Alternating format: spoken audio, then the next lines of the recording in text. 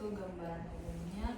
Diketahui kalau memang ini klien kurang dekat sama ibunya sama ayahnya. Ayahnya itu terkadang masih pulang-pulang di kan dia memang masih satu rumah aja sama ayahnya sama neneknya, tetapi ayahnya ini lebih sering menghabiskan waktu di luar karena dia kayak jarang Tapi belum menikah?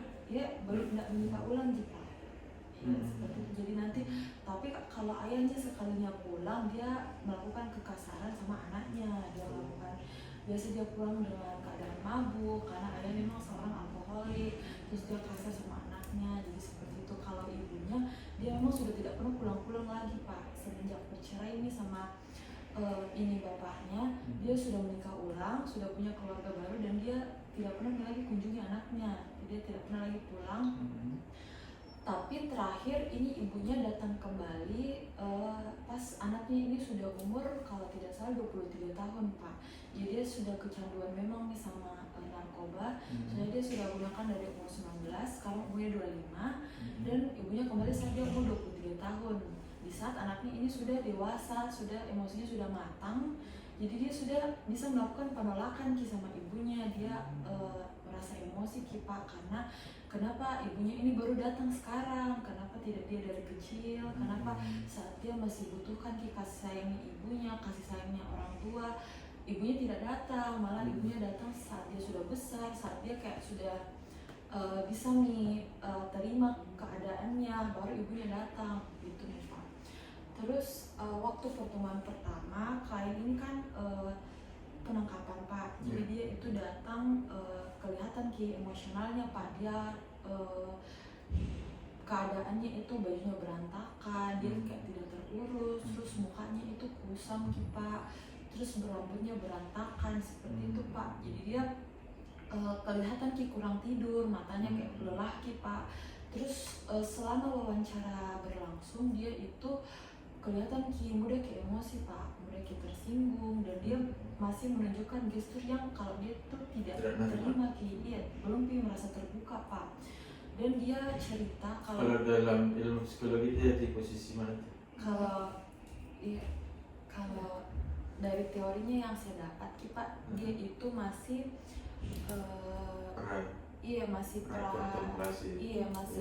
masih tertutup Pak ceritanya. Belum menerima. Iya, dia masih belum self awareness Pak.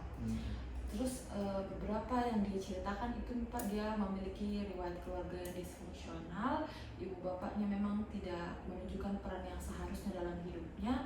Jadi dia itu menggunakan narkotika sebagai bentuk pelarian Pak. Iya, dia nyaman dengan teman-teman sesama pengguna narkotika. Terus intervensi yang diberikan oleh konselornya itu seperti motivational interviewing. Jadi dilakukan interview dengan tujuan memberikan anak ini motivasi Pak, untuk supaya dia ada motivasi jangka panjang dan jangka pendeknya nanti. Terus diberikan eksplorasi pro dan kontra penggunaan zat, diberikan edukasi kayak kenapa ini zat tidak seharusnya digunakan, bagaimana nanti keadaannya ke depannya bagaimana nanti, serta diberikan psikoedukasi awal terkait dampaknya Pak.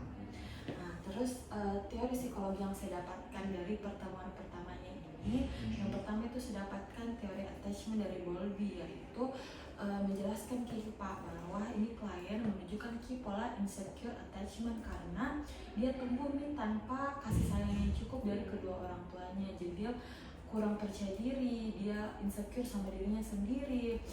Terus dia ketemunya sama pergaulan yang memang kurang baik Pak. Jadi dia merasa attachment sama teman sebayanya yang memberikan dia pengalaman narkotika Pak, seperti itu.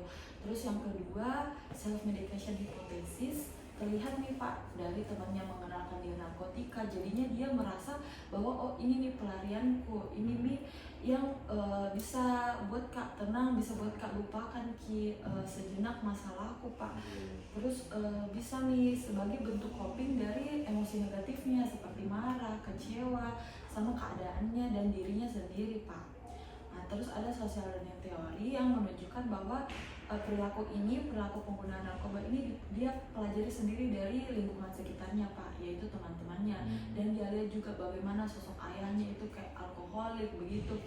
Jadi dia belajar nih dari lingkungannya sendiri, perlahan-lahan dari kecil sampai besar dia tertanam gitu dalam dirinya sendiri Pak. Iya.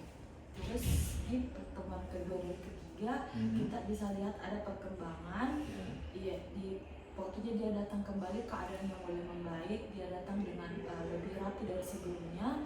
Dia bisa mulai menunjukkan emosi yang lebih baik lagi, tidak meledak-ledak seperti sebelumnya.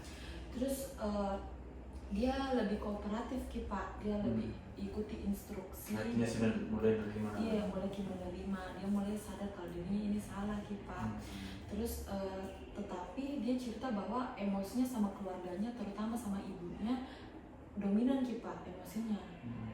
Nah terus dinamika masalahnya ini kita ketahui kalau utama permasalahannya ini tidak di narkotika sebenarnya Pak. Diketahui bahwa dari kondisi keluarganya memang dari awal sudah tidak baik, jadi dia perlahan-lahan mulai di-attach ke lingkungan yang tidak baik Pak, karena memang dari orang tuanya sebelumnya, jadi dia tidak punya fondasi yang kuat sejak kecil. Terus intervensi lanjutan yang akan diberikan oleh konselornya ini itu nanti ibu akan melakukan counseling terpisah dengan ibunya ini klien nanti dilakukan, terus ada CBT, terus pelatihan komunikasi antara ibu dan anak Pak. Iya. Terus tujuannya nanti supaya regulasi emosinya ini anak lebih baik dan dia punya rencana jangka panjang. Terus nanti terus dari psikologi yang saya dapat di pertemuan kedua dan ketiga ini ialah tahap perubahan, menunjukkan bahwa klien ini mulai bergerak dari dia tidak menerima ke mulai menerima. Ya, dia mulai tahu bahwa ini sesuatu yang tidak baik dan dia memang ada di sini untuk berubah Pak. Selanjutnya ada teori self awareness, dia mulai sadar kalau dia ini salah, dia mulai menunjukkan perilaku yang malu-malu, dia menunduk. Itu menunjukkan bahwa dia malu dengan keadaan dirinya dan dia tahu dia ini ada di tempat ini untuk melakukan perubahan. Lalu ada teori regulasi emosi yang masih dominan, di mana klien ini dia masih menunjukkan emosinya yang belum stabil Pak, masih di tahap awal untuk perubahan. Iya, seperti itu Pak. Untuk pertemuan selanjutnya saya belum kira-kira di mana letak paling penting dari yang kasus yang kau amati? Kalau letak paling penting yang perlu diperhatikan itu sih Pak dari keluarganya Pak, harus dilakukan untuk melakukan intervensi terus. Iya. Untuk melakukan intervensi, karena biarkan kita mau keluarganya kalau yang si klien ini tidak ada. Artinya intervensi apa yang paling penting? Konseling keluarga. Bukan. Ada tadi yang kau sampaikan motivasi, interviewing. Iya. Di situ sekarang punya tim kelemahan suka di situ. Jadi makanya ada namanya drop out, biasa tidak datang nih karena motivasi itu kurang, rencana terapi tidak melibatkan klien. Itu kan kalau misalnya saya buat rencana terapi terus saya sendiri yang bikin, nah di situ yang mau jalankan. Betul lah, kan mau saya bukan mau di situ. Nah di situ yang mau jalankan kan. Konselor itu adalah fasilitator. Gitu. Ya oke, terima kasih. Siapa namanya tadi? Mahadewi Arsi. Saya kira